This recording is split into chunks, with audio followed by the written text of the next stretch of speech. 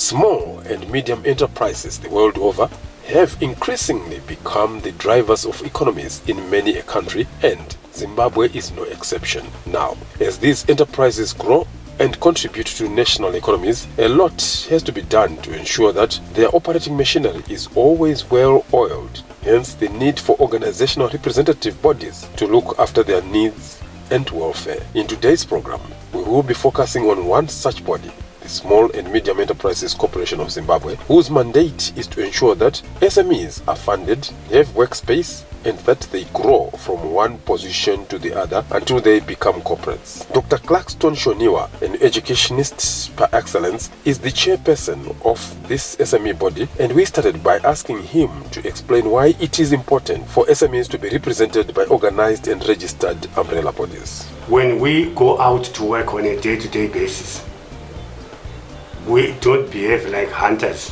One goes east, one goes north, one goes, wherever. But at the end of the day, we want these activities and efforts that individuals have and groups of individuals to be aggregated, to come together, to form a one whole. As an economy, we want to build towards a certain direction as an economy. As an economy, we want to find out who is doing what. We then want order in the economy. So when 2 or 3 people are selling potatoes, are doing this and that, let's bring them together. If there is financial assistance, normally an SME starts very small because they do not have financial wherewithal. They can't stand on their own. This is why they use vegetables from their gardens and tomatoes. But when they get to a point where they want to be assisted financially, usually we want some kind of record about them. Who are they? Where do they come from? What are they selling and so on? So the SMEC group must be an organized, amalgamated group where there are rules and regulations. It's not like hunting we talked about earlier on, where you can chase your back in the north and chase my here in the south and so on. We must have a group that is some kind of constitution, some kind of rules and modus operandi, ways of behaving in a business. So that whoever wants to come in, even if it's government, we want to go to government for assistance, they'll ask, who are you? Where are you? Where do you come from? So we have to have information that is readily available. We have to record who is in this group, in that group, in the other group. One of the most important issues is education. When we have these people in their respective groups, we want to, to lift them to a certain level of professionalism, business management wise. We want them to start performing along recognized ways. They have their stock, they sell the stock, they receive money, they have receipts to account for the money, they have bank accounts, so that whoever wants to assist them can come and by looking at it, opening their books, those books can tell a story on their own. So SMEs must not be disorganized, disoriented, separate, disparate, individuals and groups. For them to maximize their production, they come together, assist each other, seek financial assistance, seek educational assistance, seek certification wherever is possible. The executive director of the SME body, Rabson Howe, explains how their organ has modeled their programs for their members. As an organization, we do what we call capacity building. We capacitate our SMEs so that they can grow. SMEs needs more education, especially in terms of entrepreneurship. Zvinoita kuti vakasadzidza zvebusiness havazogoni kusumuka mubusiness racho, they remain small or micro. As SMECZ, we also have some products in terms of access to finance. It's an ecosystem, like an SME ecosystem, whereby I business and business. So we train one then that trainer, beside the zero business, capital, we facilitate funding, especially kana are in business. I want access to funding. Those are the three major issues that notaries as an organization: capacity building, access to finance, and workspace provisions. Akawana Pukshandira, Akawana Mari, Akawana Ruzio. It's an ecosystem which are offering to SMEs. So, since we have started to date, we have got so many SMEs, at least 3 point something, who have already received finances from different institutions. And so far, we have got about 35 who have access to workspace provisions, and we have trained more than 3,000 SMEs. We feel that we are trying to cover the gap where other supporters in the government is as well. So the gap is still there. We partner different organizations so that they can also support the ecosystem. So as an organization, we are geared to develop our SMEs in the country. We are saying SMEs that the engine of economic turnaround. Let's fuel the engine so that they can start doing something. Our government's mantra, they are saying Zimbabwe is open for business. Let's also support that vision. So, to us, I think we are in the business to develop our SMEs. We have heard there from Rabson Hove, a champion when it comes to the development of the SME sector in Zimbabwe. We take a short commercial break. When we return, we take a closer look at the packages being offered by this SME umbrella body and how its effect is on the Zimbabwean economy.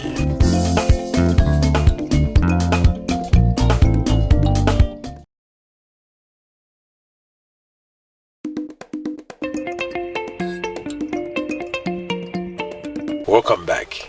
In today's program, we are looking at how a local SME representative body has started a program where the previously high-risk labeled SMEs are now being funded even without collateral. Martha Magomo is the administrator of this body, and she takes us through how they work with the SMEs. My programs the SA government kunenge wakuzikanwa tinoita kuziva kuti kwaseke kuna vamafema vanorima mashoro takukuverengewo pa tinotaura kuti tine ma-SMEs akati muZimbabwe tenichikuverenga asi haisi nyaya yekungoti zvene kana tati mu-SME unofanira kunge usina kurejista kana kuti unofanira kunge uchioperata uri pasi pemuti. Mu-SME anotora nguva kuti abve kubva kuinformal kusvika asvika kuformalization.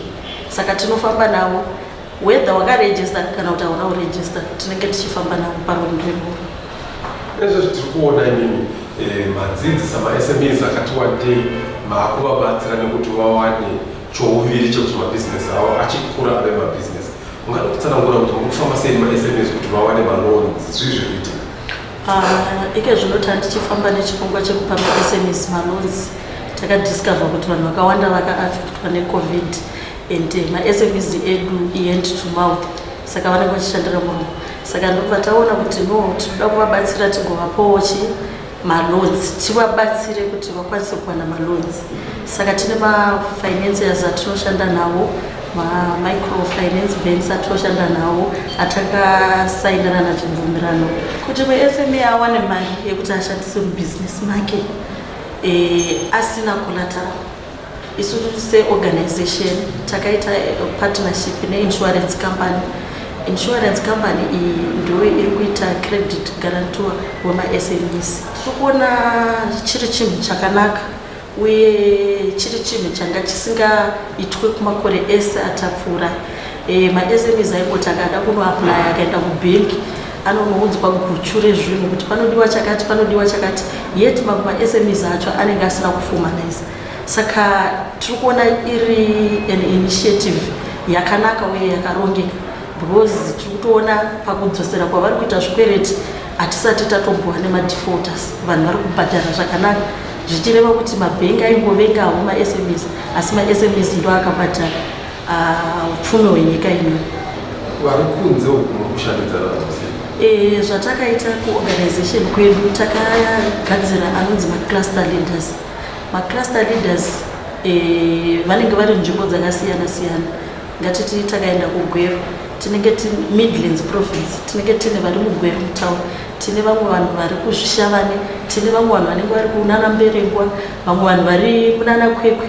Saka imomo kunenge kuna cluster leader anenge achivatungamirira pamabusinesses avo avanoita seavanenge vachiita. Iyeye munhu iye ndiye anenge achiziva vanhu, nekuti isusu takada kuti tinenge tiri kuno kuHarare. Saka iye ndiye anoziva vanhu vake, zvavanoita, maitira avanoita business ravo, ndomubatana kwatinoita navo. Saka tine group ratinaro nemacluster leaders akasiyana siyana atinenge tichishare information ivo vozodispersa kuvanhu vavo. This SME body has stood head and shoulders above the rest in ensuring that its members are capacitated through the provision of education, interaction, funding, access to markets, and provision of workspace, among others. So serious has been the effects of the SME CZ, such that in its previous Business Expo, the head of state, His Excellency President E.D. Mnangagwa, was the guest of honor at an event that was held in Gweru in the Midlands province. After the disruptions caused by the novel coronavirus, the International Business Expo is on its feet again, and this year it will be hosted by the tourism city of Victoria Falls in Matabeleland North Province in the third week of June, with guests expected to come from as far as Arusha in Tanzania, as well as across all the SADC region.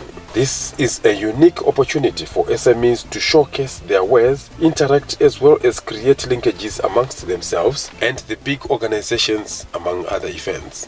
The organizers, represented by Rabson Hove, take us through some of the events slated for the 3-day workshop and how those in attendance stand to gain.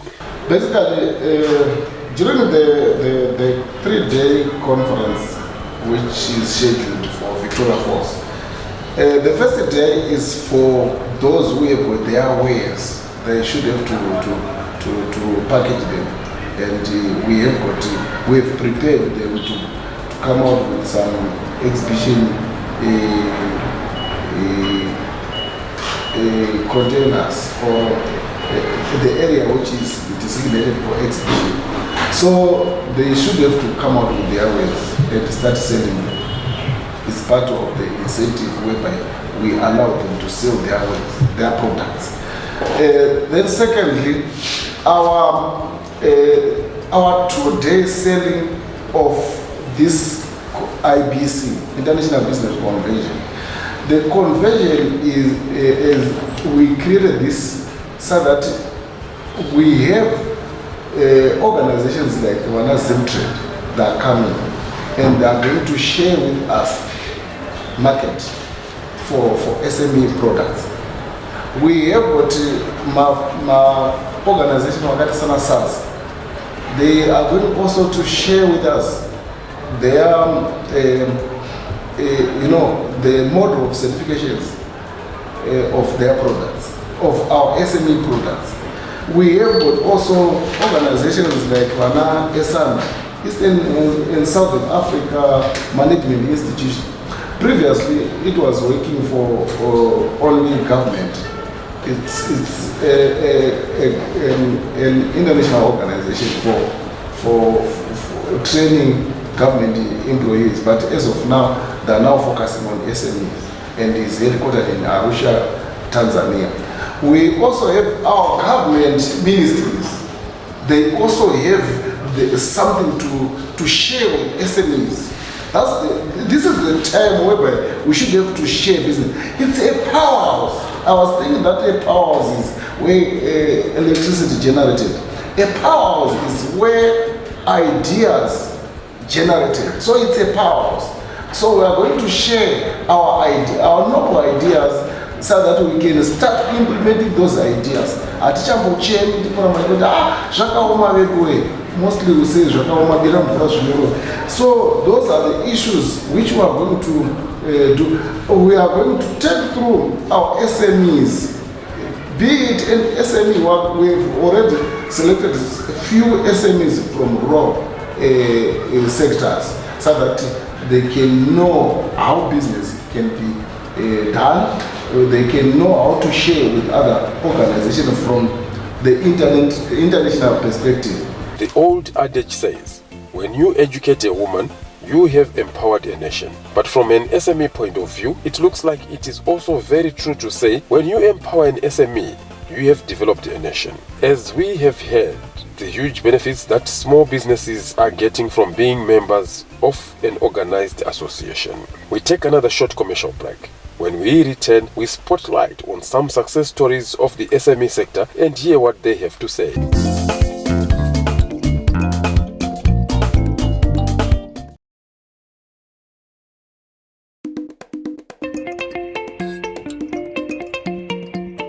Welcome back. This is the third and final part of this week's episode of Zimbabwe, the Awakening Giant, where we are looking at how being organized has seen SMEs in Zimbabwe change the mindset of finance organizations. Now, they are able to borrow without collateral. In this segment, we speak to a few SMEs who have benefited from their association with their representative bodies. First up is Chamunorwa Marwiro, who is into printing, who started by telling us his needs in order to grow. Nano dzinotibata inyaya dzekuti maybe space yatinenge tishandira, it may not accommodate quite a number of people, so need much space. Saka space yakakura iyoyo ine zvinozodiwa futi to enhance that. Zvakafanana nemaresources. Maresources ndo anozowanika kana vana SME vachinge vatisupporta zviri fully. Yes, they are just supporting us here and there. Says amunoziva kuti inopa grants kana kuti loans kune company mako, especially kunzo muno Harare takawandisa saka kuwa kwedu kunenge kuri kushoma. Asi kana vakatisupporta, then space yedu and resources zvikakura, then tinenge takura. Ambewa mwari kumushapo dotito kuya chimuti. Okay. Vanzwa kuti resources vanofukota meno imwe mbuka ida kuuya. Nasotsarangurirai vanhu kuti resources amutara. Iko kuti resource itori mhuka, because mhuka iyoyo kana ikabahwa iri mhuka yakakura inokwana vanhu vakawanda. Resource tiri kureva kuti mari ndo yatinoti resource. Tikatangira kuti resources to run a business, it starts from having money. It is sufficient to sustain yourselves in terms of consumables, in terms of the marketing, whatever is needed kuti mugozikano. Machinery yatingade kushandisa iye zvinezvi yatinayo, we can it's enough to cover our little clientele base. But as we are aiming kuti tizogrow, tinenge takuda machine imwe yakati kurei, like litho machines, large format, you know, litho machines mune 2 color, 4 color, 6 colors. Tinenge tichida machine iyoyo kuti kana ikange iripo tinokurumidza kuita basa redu zvakanaka. Koko associate nema umbrella bodies anenge SMECZ. Kana SMECZ vanotibatsira pakuti it's an organization inema small, medium, inema company mahombe. Saka inokubatsira interaction whereby mimi nelevel yamune muri. Kange muri pa small, muchasangana nevari pa middle, musangana nema big companies. Saka zvinokubatsira kuti growth yenyu kana muri vanhu vari registered, munova recognized in the industry. Because hamusi kukata macorners. Ivo vana SME ivavo vanenge vane maworkshop vanenge vachiita atinopota tichiinda. Saka kuenda ikoko, that's interaction atinenge tichiita nevamwewo. Totozoziva kuti eya muprinting mune zvakati zvinyuwani zvirimo. Tikidai zvinenge sati takuzizivawo. Sekuti industry yese ine zvinhu zvimwe zvinyuwani zvavanodzidza every day. Saka as we mingle now, those are the advantages. Another high-riding local entrepreneur is Chinyama, a professional carpenter who spoke on the local and international awards he received in the past and his feeling towards wood technology. Woodwork ka inini ndakazotodemba kuti ndakaita woodwork kuchikoro because zvakazotonditorera time kuti ndizodzidza ma joints ndichidzidza ndiri ndega because passion yangu inini yakatanga kudevelopa wood technician. So interest payakadevelopa paya ndo pandakazotanga kunyatsoona kuti patine tiri kuchikoro paya we should take these practicals more seriously. Wood technology yatakurova nhasi yakuti pamari ndo yacho yaidhojwa nevamwe kuchikoro. Vamwe vazhinji vechidiko bva vati isusu tinotoda kunopinda basa paMr X, but we are saying you now matone established company matowana ma-recognition kubva both locally and internationally. You want to talk about ma-recognition iwayo and what really motivated you kuti uzosvika pekuti now I'm being recognized? Zvinofadza chose kana takutaura nawo ma-recognitions, asi tichibva kumashure uku panenge pasina zvizhinji zvokuti vanhu vanenge vachimbonyanyozvitarisa vachiti vanenge vachitoti carpentry. But kana ndakuzotaura iko zvino kuti ndine award yandakapiwa neSMECOs, Small and Medium Enterprises, and I have an award also at an international level from Ruler Awards powered by Asia Awards powered by Ruler Awards and the World Research Congress. Munhu anogona kuzotanga kushamisira kuti ko izvi zvese izvi zvinobva pa woodwork asi ndo kwatave iko zvino. Traditional wear stylist Ashala has also received many accolades in the past, and these were her comments as regards associating with other business people at different fora. Iko zvino mune mutsvairo muno, mune maponde, mune hosho, mune ngoma, mune mbira dzemazera nemazera. Zvese nengoma. Zvinhu izvozvo zvinhu zvekuti ini ndaona nekuteererawo matinei tichifamba tichitrenwa neiko kuSME kweduko. Unoona zvimwe zvinhu zvaunozoona kuti aika zvezve zvatadzidziswa apa uyu mukanaka uyu. Kuma-exhibitions zvakafanana izvozvi tiri kugadzira kuenda kuVic Falls. KuVic Falls ndinotoziva kuti one nzvimbo yatiri kuenda iri itourism resort area. Handiti ndakutogadzira zvinoenderana neikoko nekuti zvinhu zvatakatrenwa tikadzidziswa nezvazvo inonzi spotting a gap and also knowing kwauri kuenda. Kuti saka kwandoda kuenda ku ndichanosangana nevanobva nyika dzakasiyana siyana, inzvimbo inopisa ndoendawo nechii. Izvozvo zvembira nehosho zviri munomu vanhu vaibvunza, ndakadzidziswa kunzi teerera zvabvunzwa necustoma kana zvakumbirwa necustoma ibva watobata kuti zvabvunzwa nevangani zvinhu izvi. Saka pandakaona ndakubvunza kuti mune hosho here, mune mbira here, ndikatoona kuti aika ndizvoka zviye zvatakadzidziswa izvi. Ndazowanadzo mbira dziye ndazadza mumawindo ndikakuza kuti mafema inini kana covid handina kuiona nekuti ndo pakanga pachibva pabudirana nekutaurwa kwangotaura kuti takuenda kunew curriculum iri kudzosera vana kuchinyakare netsika dzedu. Paona pawakavhura paye mushure mecovid vanhu vakatanga kutopita kiu muno vachitenga mbira nehosho. Saka ndiri kuedza kuti iko kuenda kwatinoendeswa maexhibition ibvawo nechaunonga wabata zviri zvitatu. Ini ndinotononokerwa, wanga watondinonokera gore rino after covid, wanga wakambotidzidzisa hedu zvezimura nechii, asi wanga watondinonokera iwo weministry kuti watiitire chimwe chinhu chekuti timbowana dzimwe information itsva.